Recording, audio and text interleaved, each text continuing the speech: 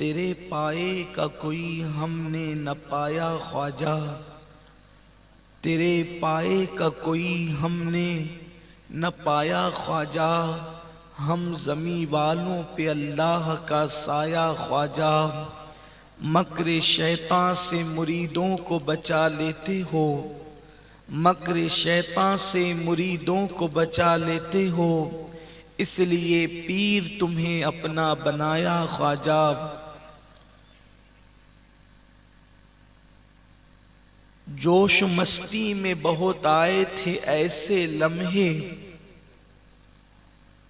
جوش مستی میں بہت آئے تھے ایسے لمحے، میں بہک جاتا مگر تم نے بچایا خواجہ، میں بہک جاتا مگر تم نے بچایا خواجہ۔ عطائے رسول عند الولی سرکار غریب نواز رضی اللہ تعالیٰ عنہ وہ بزرگ اور وہ ولی ہیں کہ تاریخ اسلام میں جتنے لوگ آپ کے ہاتھ پر مسلمان ہوئے ہیں اتنے لوگ کسی ولی کے ہاتھ پر مسلمان نہیں ہوئے۔ یہ حضور غریب نواز کی خصوصیت ہے۔ دیکھو یہ جو 90 لاکھ مسلمان ہوئے نا آپ کے ہاتھ پہ، تقریروں سے نہیں ہوئے، غریب نواز نے کوئی کانفرنس نہیں کی، کوئی جلسہ نہیں کیا، کوئی بھیڑ اکٹھا نہیں کی۔ کس چیز کی وجہ سے لوگ ان کے ہاتھ پہ مسلمان ہوئے؟ انہوں نے انسانیت کا درس دیا۔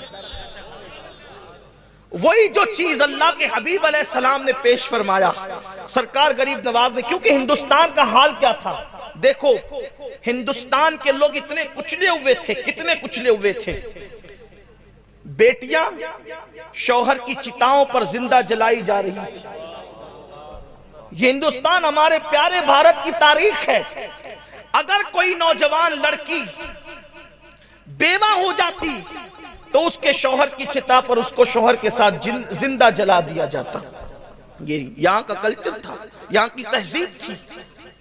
عورت کو پاپ سمجھا جاتا تھا، عورت کو جوئے میں ہار دیا جاتا تھا، جوئے میں عورت ہار دی جاتی تھی۔ تاریخ ہے، کبھی کبھی ایک ایک عورت کے ساتھ اسی ہندوستان کے اندر 5 بھائی شادی کرتے تھے۔ تاریخ ہے اس ملک کی۔ ہمارا بھارت بڑا عظیم ہے، بڑا مہان ہے بھارت، بڑا پیارا ہے بھارت، لیکن ملک ہمیشہ اچھا رہا ہے۔ کبھی لوگ اچھے نہیں رہتے، کبھی لوگوں کا انداز اچھا نہیں رہتا، کبھی لوگوں کا اخلاق اچھا نہیں رہتا۔ سرکار غریب نواز اس ماحول میں آئے کہ اللہ اکبر، لوگ پیشاب پیتے تھے اور گھی کے دیے پتھروں کے قریب جلاتے تھے۔ یہ حالت تھی، پینے کے لیے پیشاب ہے اور پتھروں کے لیے گھی ہے۔ حالانکہ ہونا تو یہ چاہیے تھا اس کے برعکس معاملہ ہوتا، لیکن انسان اتنا دور ہو چکا تھا انسانیت سے۔ تو سرکار غریب نواز نے کیا کیا؟ اس ہندوستان کی سرزمین پر وہی اپنے نانا کا مشن، وہی اپنے نانا کی فکر، وہی اپنے نانا کی تعلیم۔ کون سی تعلیم؟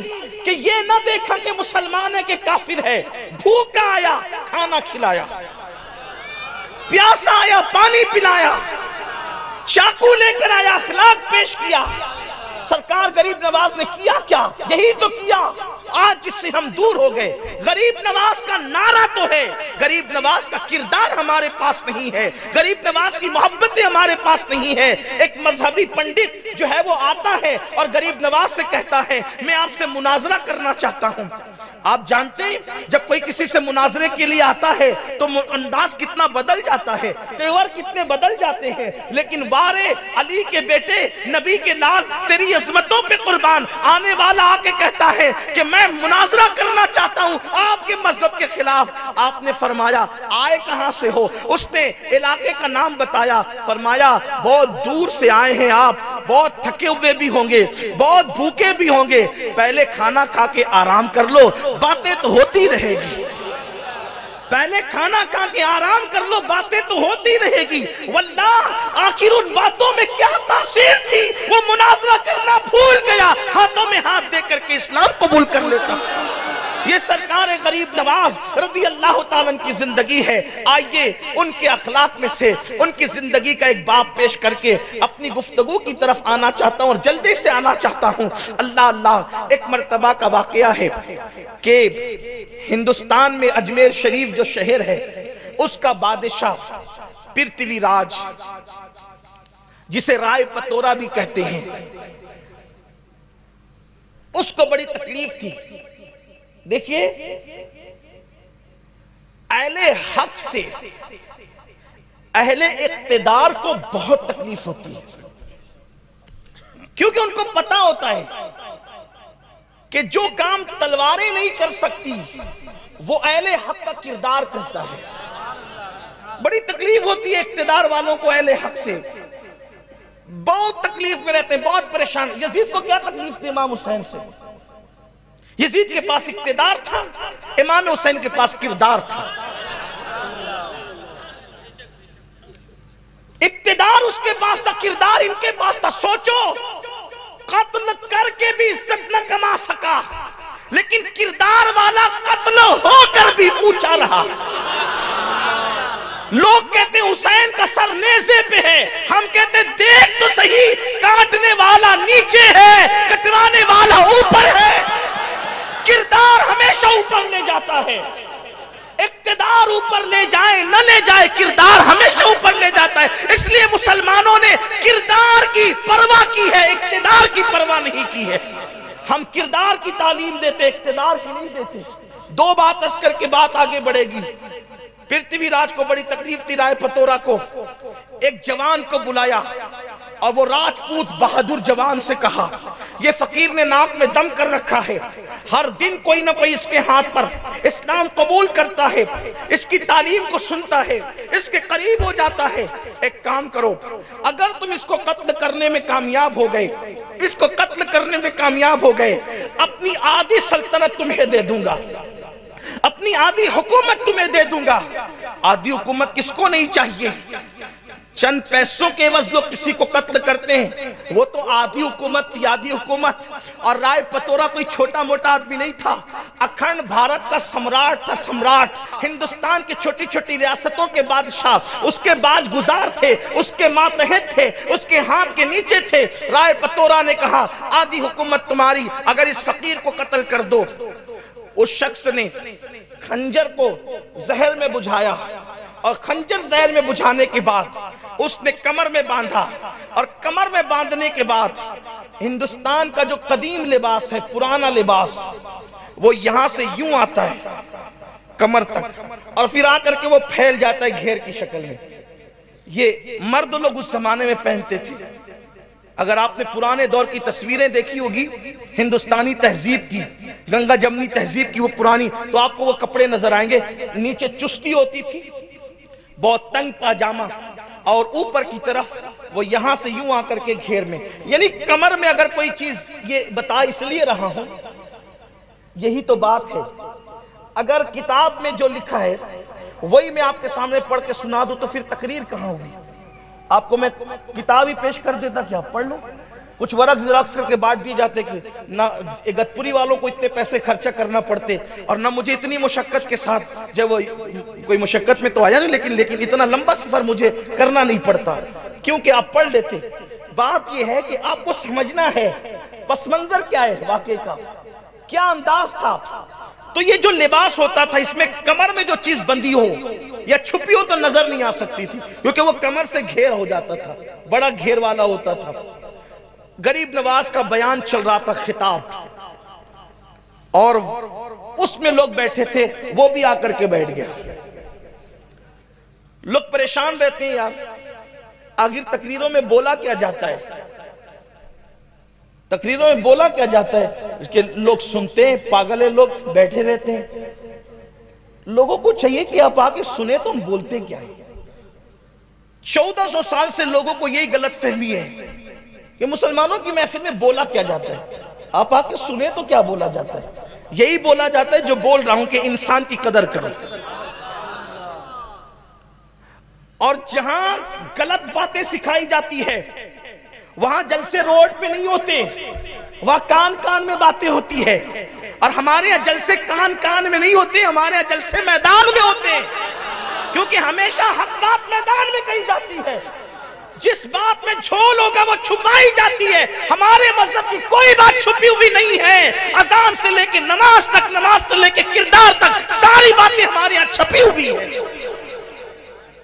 سرکار غریب نواز ایک درخت کے نیچے بیٹھ کر کے بیان کر رہے ہیں، خطاب فرما رہے ہیں، اور کتنی تاثیر ہوگی نا اس زبان میں، جس زبان نے کبھی جھوٹ نہیں بولا، اس زبان میں کتنی تاثیر ہوگی جس نے کبھی حرام لقمہ نہیں کھایا، اس زبان میں کتنی تاثیر ہوگی جس زبان کی پر اللہ کے ذکر کے سوا کبھی کسی کی غیبت نہیں آئی، کبھی کسی کی چگلی نہیں، کبھی کسی کے ساتھ حسد کے جملے نہیں، کبھی گالی گلوچ نہیں۔ کیسی وہ پاکیزہ اور پاک زبان تھی۔ آپ خطاب فرما رہے تھے، وہاں الفاظ کی ہیرا پھیری نہیں تھی، وہاں ادیبانہ اور خطابانہ رنگ نہیں تھا، بلکہ وہاں درویشانہ اور فقیرانہ اللہ کا رنگ لیوے انداز تھا۔ گفتگو ہو رہی تھی، لوگوں کی سسکیاں بن رہی تھی، لوگوں کی زندگیاں تبدیل ہو رہی تھی۔ ایسے میں گفتگو ہوتی رہی، لوگ سنتے رہے، اپنی مراد پاتے رہے اور جاتے رہے۔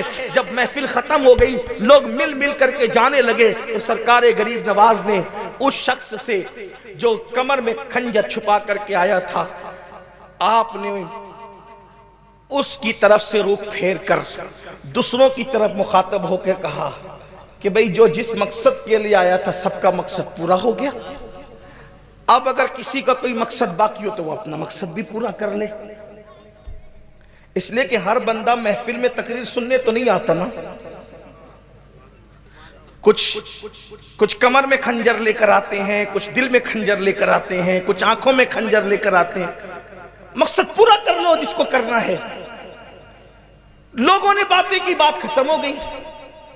پھر جب دیر اور گزری، کچھ لوگ اور ختم ہو گئے اور چلے گئے، سرکار غریب نواز نے پھر ڈائریکٹ اس سے مخاطب ہو گئے، میں کہہ رہا ہوں کہ سب کے مقاصد پورے ہو گئے، جو مراد لے کے آیا تھا اس کی مراد پوری ہو گئی، آپ بھی اپنی مراد پوری کر لیں۔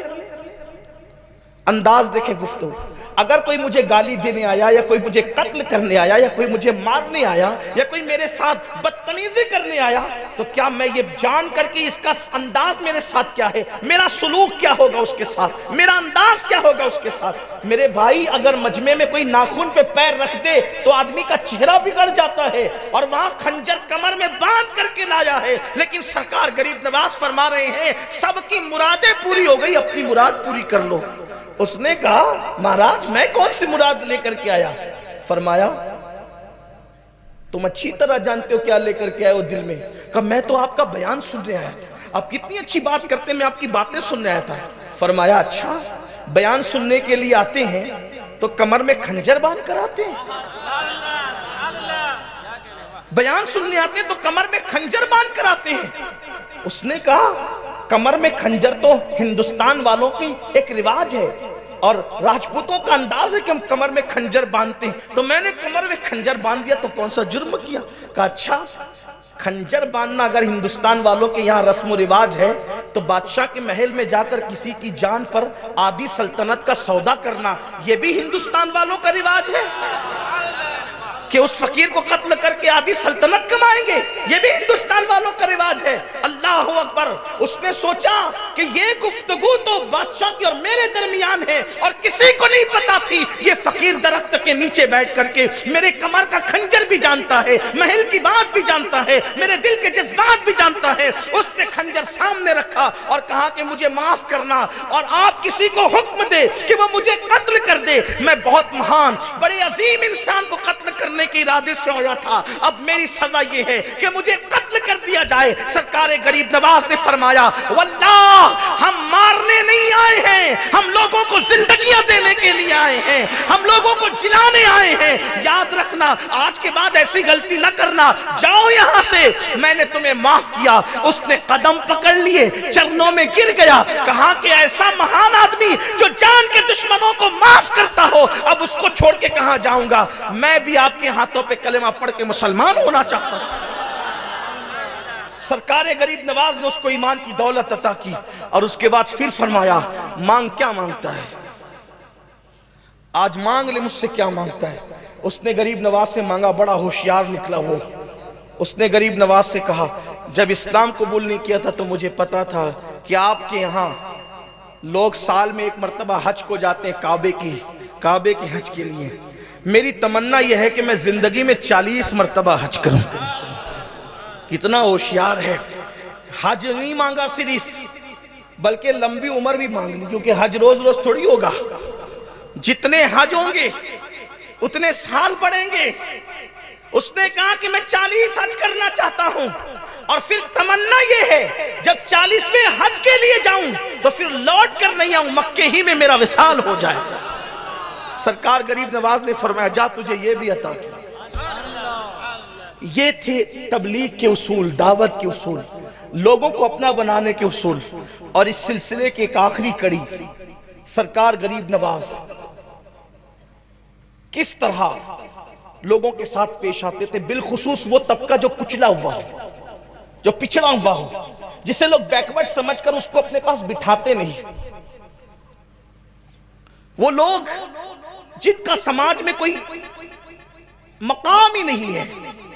دیکھو حضور علیہ السلام, پہلے حضور کی زندگی کا ایک واقعہ پیش کر. جب میرے آقا علیہ السلام نے اعلان نبوت کیا تو جو 7 لوگ مسلمان ہوئے تھے پہلے 7 لوگ, سب سے پہلے ماں خدیجہ, عورتوں میں, مردوں میں سیدنا ابوبکر صدیق, غلاموں میں سیدنا زید بن حارثہ, چھوٹی عمر کے لوگوں میں مولائے کائنات, اور پھر حضرت سیدنا بلال, حضرت صہیب رومی. یہ وہ لوگ تھے جو شروع دن کے مسلمان ہیں, ابتدائی دنوں کے مسلمان. اسی میں حضرت عمار بن یاسر, حضرت یاسر, حضرت سمیہ, حضرت زنیرہ, یہ لوگ سب اول دن کے, یعنی کہ اعلان حضور پہ وحی آئی یا اسلام آ گیا. بظاہر اسلام تو ہمیشہ سے ہے, لیکن ظاہری طور پر اسلام کا حکم آیا, اور 1 ہفتے 10 دن کے اندر جنہوں نے اسلام قبول کیا یہ نفوس ہے. اس میں ایک نام حضرت سیدنا بلال حبشی کا. حضرت بلال حبشی ہفتے 10 دن میں اتنی جلدی مسلمان کیسے ہوئے؟ کیوں اتنی جلدی مسلمان ہوئے؟ وجہ یہ تھی, مسلمان ہونے کی وجہ دیکھو جو ہمارے اندر نہیں ہے. یہی بار بار رونا چاہتا ہوں کہ جو ہمارے اندر نہیں ہے. اصل اسلام کی تعلیم کتابوں میں محدود, اصل اسلام پر عمل کرنے والے قبروں میں, اسلام کتابوں میں, اسلام پہ عمل کرنے والے قبروں میں, اور آج ہم نمائش کرتے ہوئے نظر آ رہے ہیں. خدا کے لیے دین کی طرف آئیے, اسلام کی روحانیت کی طرف آئیے, اسلام کے اصل ہدف کی طرف آئیے, اسلام کے اصل مقصد کی طرف آئیے. سیدنا بلال حبشی مسلمان کیوں ہوئے؟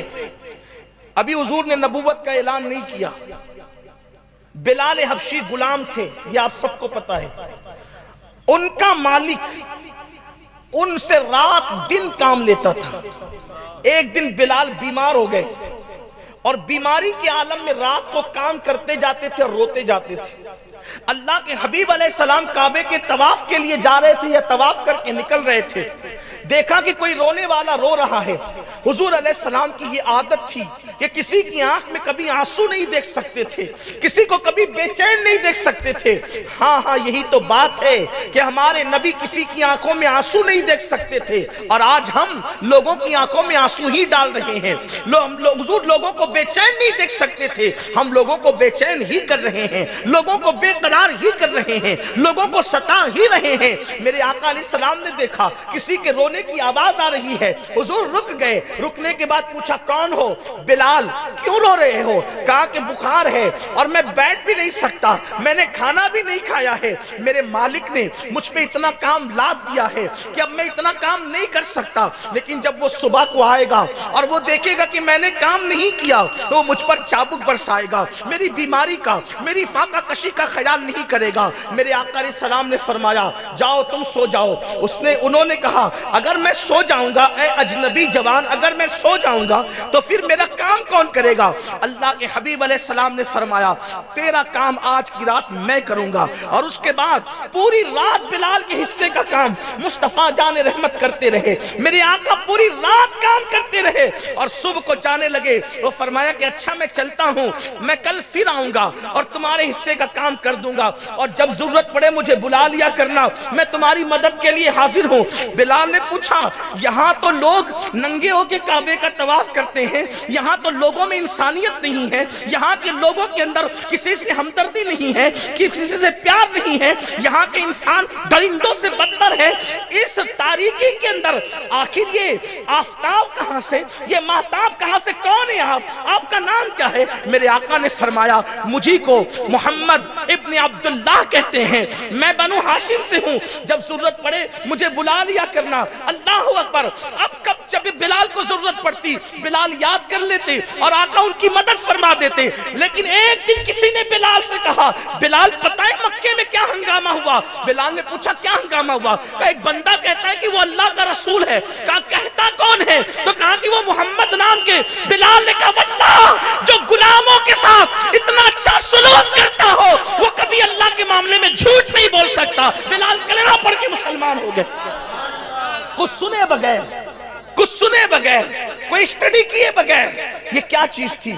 غلاموں کے ساتھ اللہ کے رسول کا حسن سلوک۔ اب آئیے دیکھیے سیدنا غریب نواز، ایک کسان غریب نواز کے پاس ہے، غریب نواز کے پاس ایک کسان ہے، اور آ کر کے کہتا ہے وہ کسان کہ سرکار بادشاہ نے میری زمین پہ ٹیکس زیادہ لگا دیا، میں ٹیکس نہیں بھر سکتا، اور مجھے پتا چلا ہے کہ بادشاہ آپ کے مرید کا مرید ہے۔ جو دلی کا بادشاہ ہے اس کا نام تھا شمس الدین التمش۔ دلی کا بادشاہ اس وقت کون تھا؟ شمس الدین التمش، معمولی آدمی نہیں، جس کی کبھی تہجد نہیں چھوٹی، جس کی عصر کی پہلے کی سنتیں غیر موقعہ نہیں چھوٹی، جس نے ماں بہن بیٹی بیوی 4 عورتوں کے علاوہ 5ویں کسی عورت پر جان بوجھ کر نظر نہیں ڈالی، اسے کہتے ہیں شمس الدین التمش۔ کوئی معمولی آدمی نہیں ہے۔ آیا کسان غریب نواز کے پاس اور کہتا ہے کہ دلی کے بادشاہ نے ٹیکس لگا دیا مجھ پر، میں بھر نہیں سکتا۔ غریب نواز نے فرمایا ہم تیرے ساتھ دلی تک چلیں گے، ہم تیرے ساتھ۔ آپ یہ نہیں سمجھے کہ میں یہ واقعہ کوئی گڑھ کے لایا ہوں، آپ یہ نہ سمجھے کہ کسانوں پہ مصیبت آئی ہے تو میں یہ بات لے کر آیا ہوں، ایسی بات نہیں ہے۔ میں نے برسوں پہلے بھی اس واقعے کو بیان کیا ہے، میری تقریروں میں آپ دیکھ سکتے ہیں آپ۔ اس کا مطلب گرے پڑے لوگوں کے کام آنا۔ ہمارے پاس کوئی آتا ہے نا، جیسے مثال کے طور پہ میرے پاس کوئی آ جائے، اس لیے کہ سب سے گرے پڑے تو اپنی ہی ہے نگاہ، برے تو سب سے اپنے ہی ہے۔ کوئی آگے یہ مسئلہ ہے ہمارا، اللہ آپ کا مسئلہ حل کر دے۔ ارے اللہ مسئلہ حل کر دے، وہ تو یہ مسجد میں بیٹھ کے بھی کر سکتا تھا، اللہ میرا مسئلہ حل کر دے، آپ کے پاس کیوں آیا؟ اور کچھ زیادہ جتن کریں، کوئی تعویذ دے دیں، اللہ مسئلہ حل کر دے۔ میرے عزیز، صرف دعا اور تعویذ سے مسئلے حل نہیں ہوتے۔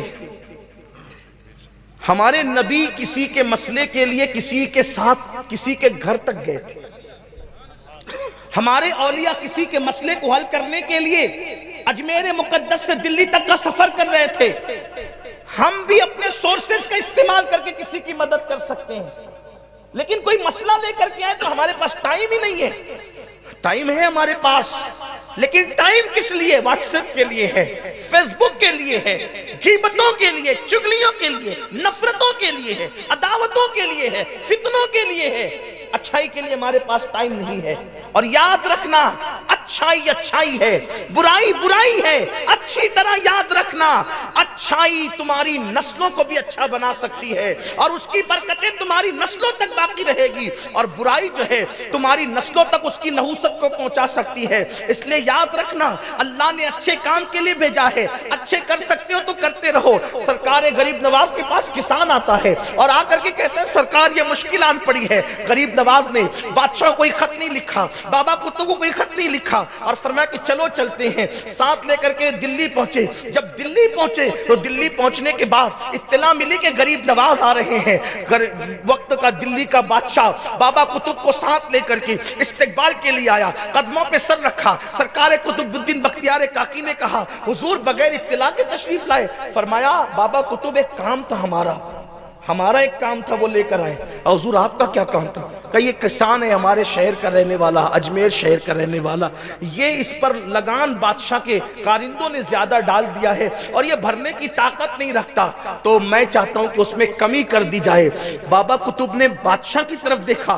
بادشاہ نے کہا حضور مجھے اس کا علم نہ تھا, یہ سپاہیوں کی غلطی سے ہو گیا, لیکن حضور اگر آپ کو ایک خط لکھ کر کے دے دیتے تو خط پر بھی کام ہو جاتا, چٹھی پر بھی کام ہو جاتا, آپ کا نام یہ کسان لے کر آتا تو آپ کے نام پر بھی کام ہو جاتا. آپ نے فرمایا میں جانتا ہوں چٹھی پر بھی کام ہو سکتا تھا, خط پر بھی کام ہو سکتا تھا, میرے نام پہ بھی کام ہو سکتا تھا, لیکن ایک غریب کے ساتھ اس کا کام بنانے کے لیے جو میں قدم قدم چل کے آیا, مجھے یہ ثواب کب ملتا, یہ اجر کب ملتا؟ اس لیے کہ مصطفیٰ جان رحمت نے ارشاد فرمایا اگر کوئی کسی کی حاجت کو پورا کرنے کے لیے ایک قدم چلتا ہے تو اللہ اس کو مسجد نبوی میں 2 مہینے تک اعتکاف کرنے سے زیادہ ثواب عطا فرماتا. مجھے یہ اجر کب ملتا؟ یہ تھی اپنے بزرگوں کی فکر.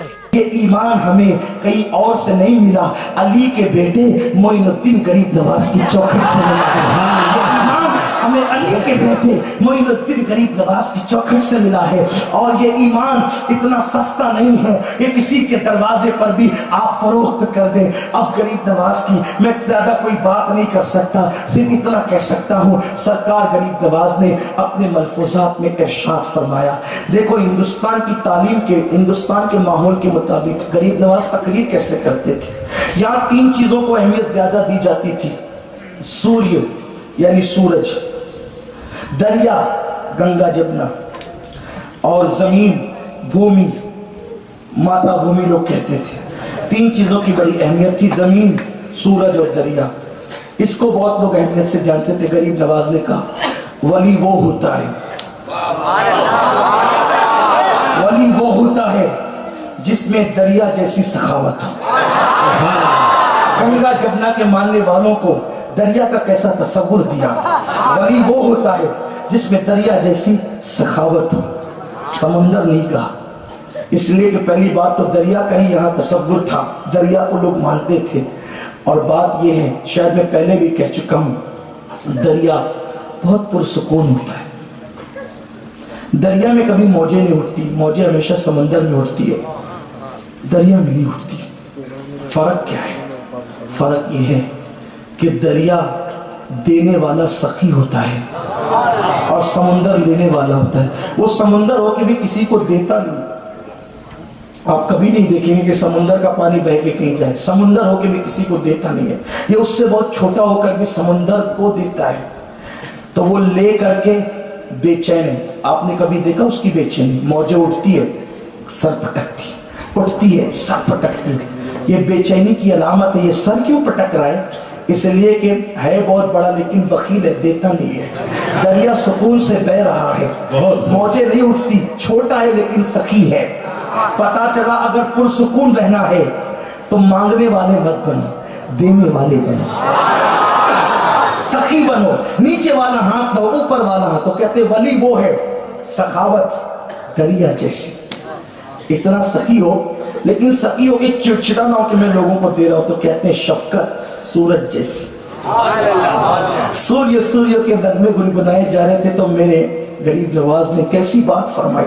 فرمایا شفقت سورج جیسی. سورج کتنا شفیق ہوتا ہے آپ جانتے ہیں؟ وہ جب نکلتا ہے نا تو جہاں وہ امیر کے محل میں جاتی ہے اس کی شعاعیں غریب کے جھوپڑے میں بھی جاتی ہے. یعنی سورج کے لیے امیر اور غریب میں کوئی فرق نہیں ہے, چھوٹے اور بڑے میں کوئی فرق. تو شفقت, منہ دیکھ کے شفقت نہ ہو, سورج کی طرح جیسے غریب کے امیر کے محل میں جا رہی ہے شعاعیں فیض پہنچانے کے لیے, غریب کے جھوپڑے میں بھی, میدان میں جا رہی ہے تو کھیتوں میں بھی, ہر جگہ اس کا فیض عام ہے. شفقت سورج جیسی. 2 چیزوں سے بھی کام نہیں بنتا. زمین کو بڑی اہمیت تھی ہندوستان والوں کے درمیان, تو فرمایا تواضع اور عاجزی زمین جیسی، جو زمین جیسی عاجزی کرے، سورج جیسی شفقت کرے، دریا جیسی سخاوت کرے، اللہ اس کو اپنا ولی بنا لیتا ہے۔ اور غریب نواز کا کرم ہم پر یہ ہے کہ انہوں نے 90 لاکھ کو ایمان کی دولت عطا کی۔ بس نسبت کرتا ہوں، غریب نواز وہ ہے جب استقامت بتانے کی بات آئی تو امام حسین کے اس بیٹے نے استقامت کا مظاہرہ کیا، اور جب کرامت بتانے کی بات آئی تو کرامت بھی بتائی۔ غریب نواز نے اپنے ملفوظات میں ایک بات فرمائی جو دل کو بہت لگتی ہے۔ فرمایا میرے عزیز، بڑے سے بڑا گناہ کرنے سے وہ نقصان کبھی نہیں ہوتا، گناہ کرنے سے بڑے سے بڑا گناہ کرنے سے وہ نقصان نہیں ہوتا جتنا اپنے مسلمان بھائیوں کو ذلیل کرنے سے نقصان ہوتا ہے۔ کسی بڑے گناہ سے اللہ اتنا ناراض نہیں ہوتا جتنا کسی مسلمان کو ذلیل کرنے سے اللہ ناراض ہوتا ہے۔ سنیوں، یہ اہل سنت کا مسلک ہے، یہ تعلیم ہے ہمارے بزرگوں کی۔ بہت گناہ کرتے ہو، اللہ اتنا ناراض، اللہ نے بچائے، لیکن اللہ اتنا ناراض نہیں ہوتا۔ سب سے بڑا گناہ اللہ کے نزدیک کیا ہے؟ کسی مسلمان کو ذلیل کرنا۔ اس لیے زندگی میں کبھی کسی مومن کو ذلیل مت کرنا ذلیل، ورنہ اللہ سب سے زیادہ ناراض اس وقت ہوتا ہے جب کسی مسلمان کو ذلیل کیا جاتا ہے۔ ہو سکے تو لوگوں کی عزت بچایا کرو، کسی کو ذلیل مت کیا کرو۔ آج اپنی طبیعت یہ ہو گئی کہ ہم تو لوگوں کے آبرو پر حملہ کرنے لگے ہیں، یہ ایسا ہو ویسا، ہم کیسے؟ ہمیں بھی تو دیکھنا چاہیے۔ آپ دیکھیں مسلمان کو ذلت سے بچانے کا انداز کربلا میں کیسے شان کا ہے۔ کربلا میں کس نے کیا کیا آپ کو سب پتہ ہے، لیکن مین مجرم کربلا کا، پس منظر پیش منظر کی بات نہیں کرتا، مین مجرم کربلا کا میں حر کو مانتا ہوں۔ اس لیے کہ امام حسین سفر پہ جا رہے تھے، کربلا کے میدان میں لانے والا آدمی کون ہے؟ حر ہے، ٹھیک ہے۔ وہ کربلا میں کھینچ کر نہ لاتا تو اتنے سارے مسائل ممکن نہیں ہوتے، حالانکہ کاتب تقدیر نے جو لکھ دیا وہ تو ہونا ہے، لیکن مین مجرم کون ہے کربلا میں لانے کا؟ حر ہے، ٹھیک ہے۔ حر وہاں تک لائے، لیکن جب لانے کے بعد حر کو شرمندگی ہوئی کہ مجھ سے غلطی ہوئی، اور حر نے آ کر کے کہا، امام اعتراف کیا، تاریخ اٹھا کے دیکھیں، کسی کی بھی تاریخ آپ پڑھ لیں، خارجیوں کی بھی تاریخ میں لکھا ہے، رافضیوں کی بھی تاریخ میں، اہل سنت کی بھی، کہ حر نے آ کر کے کہا امام اس وقت سب سے بڑا مجرم میں ہوں کہ میں ہی آپ کو زبردستی میدان کربلا تک لایا ہوں، مجھے نہیں پتا تھا کہ اتنا سب ہو جائے گا، آج مجھے احساس ہے کہ آپ مجھے معاف کر سکتے ہیں، آپ مجھے معاف کر سکتے ہیں۔ امام حسین کہہ سکتے تھے کہ میں نے معاف کیا، لیکن آل نبی کو اتنا جملہ کہہ کے بھی اس کو ذلیل کرنا گوارا نہ تھا، حالانکہ معاف کر دینا تو اس کے لیے عزت تھی، لیکن امام نے سوچا کہ میں معافی کے الفاظ کیوں کہوں۔ آپ نے اس کی عزت بچانے کے لیے معافی کے الفاظ نہیں کہ اس سے بڑھ کے کہا حر تو جہنم سے آزاد ہے۔ اس لیے کہ معاف کرنے والا جب کسی کو معاف کرتا ہے کہ جا میں نے تجھے معاف کیا، تو معافی مانگنے والا کہیں اپنے قد کو چھوٹا محسوس کرتا ہے کہ میں معاف کیا گیا ہوں، چھوٹا محسوس کرتا ہے۔ امام نے اتنی بھی ذلت اس کی گوارا نہیں فرمائی، اور قیامت تک کیسی عزت بڑھا دی اتنے بڑے مجرم کی، فرمایا کہ تو جہنم سے آزاد ہے۔ ممکن ہے کوئی بدبخت یہ کہہ سکتا تھا کہ چلو امام حسین نے معاف کر دیا، لیکن پھر بھی تو حساب ہوگا، یہ ہوگا وہ ہوگا، اس لیے کہ لوگ صلح کے بعد بھی تو ماننے کے لیے تیار نہیں ہوتے، لوگ صلح کے بعد بھی تو صلح ماننے کو تیار نہیں ہوتے۔ تو ممکن ہے کوئی تیسرا کھڑے ہو کر کے کہتا کہ چلو مصلحت کے تحت معاف کر دیا تھا، اجلت میں تھے، گھبراہٹ میں تھے، یہ تھا وہ تھا۔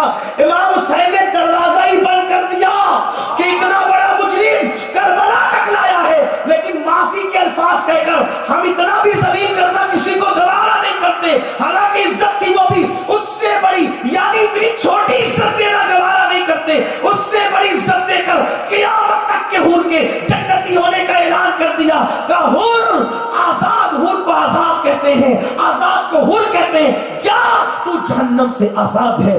اس طریقے سے آبرو بچائی ہے۔ میرے آقا علیہ السلام کے دیوانوں، کسی مسلمان کو ذلیل مت کرو، اور فرمایا گیا اگر تم کسی مومن کو ذلیل کرو گے تو مرنے سے پہلے اللہ تمہیں ذلیل کرے گا، اس کے بعد موت عطا کرے گا۔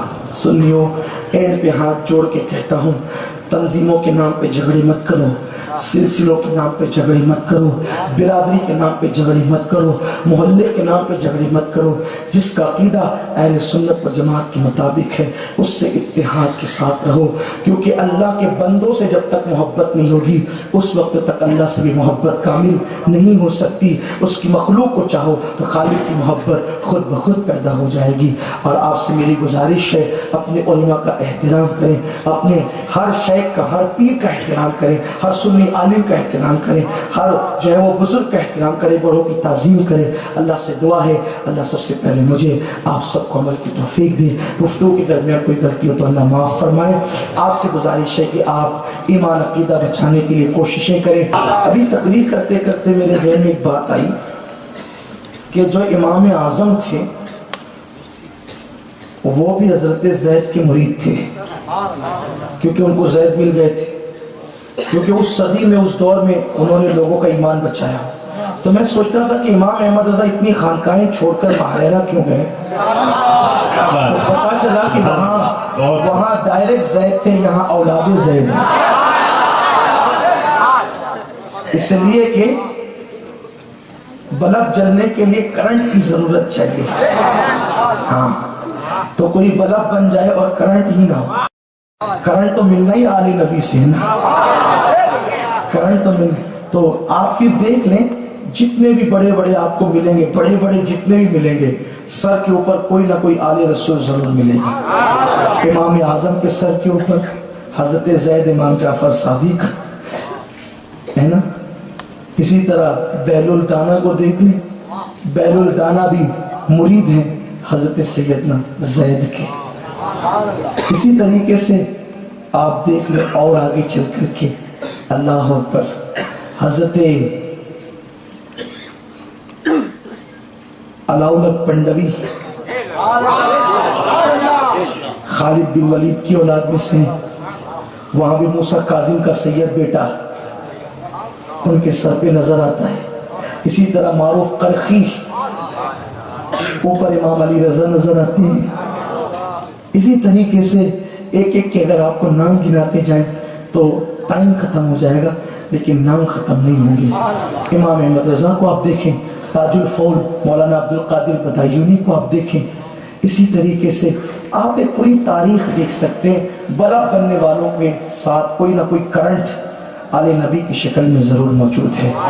तो इमाम कहते हैं अस्हाब नजूम रहनुमा है, अस्हाब नजूम रहनुमा है, कश्ती है आले मुस्तफ़ाई। हुज़ूर अलैहिस्सलाम ने हमें जोड़ दिया। तो इमाम अहमद रजा बहुत बड़े आशिक रसूल थे। उन्होंने गुज़िश्ता सदी में जो कारनामा अंजाम दिया उन्हीं का हिस्सा है।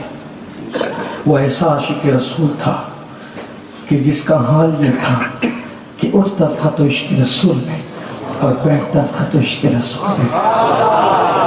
वो रोता भी था तो इश्क़ रसूल में और मुस्कुराता था तो भी इश्क़ रसूल में। वो सोता था तो भी इश्क़ रसूल में, वो जागता था भी इश्क़ रसूल में।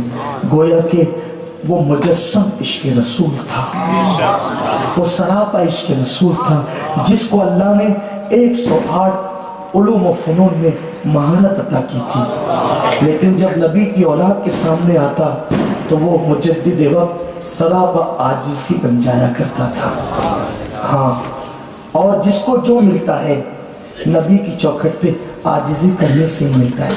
अगर बात आ गई तो छोटी सी बात कि हुजूर सरकार नज़मी के वालिद सैयदुल उलमा सैयद आले मुस्तफ़ा महरवी खुद फरमाते हैं कि मेरा बचपना था, ये आला हजरत हैं, ईद की नमाज पढ़ के कभी अपने माँ बाप को पहले सलाम न किया, बल्कि नमाज ईद पढ़ के पहले सैयद ढूंढते थे।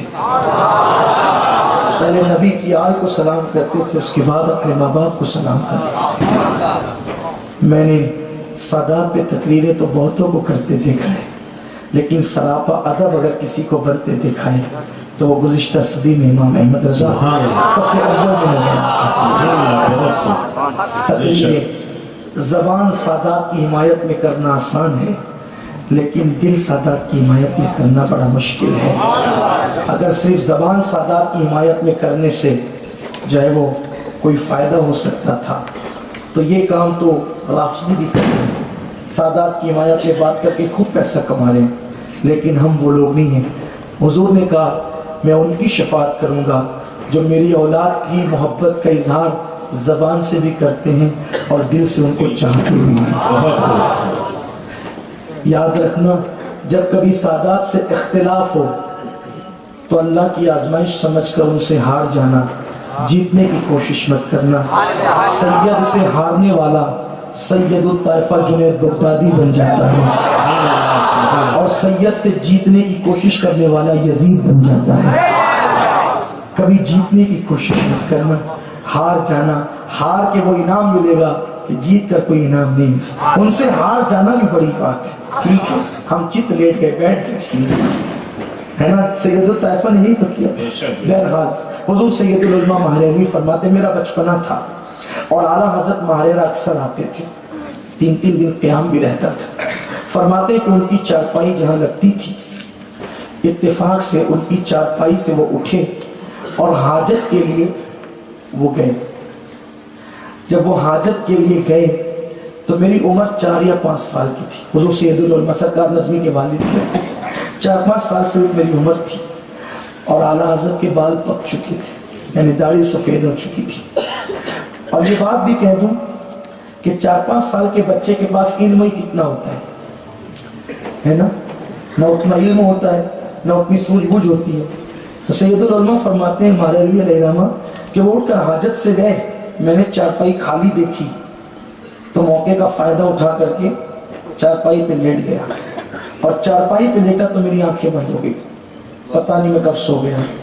اور مجھے نہیں پتا کہ بڑے مولانا صاحب ماہریرہ مطالعہ میں اعلیٰ حضرت کو گھر والے، ان کے گھر والے، خاندان کے لوگ ماہریرہ مطالعہ کے گھر والے سجادگان شہزادگان اکثر بڑے مولانا کے نام سے، بڑے مولانا صاحب مجھے نہیں پتا تھا کب آئے، اور آنے کے بعد میں سویا تھا۔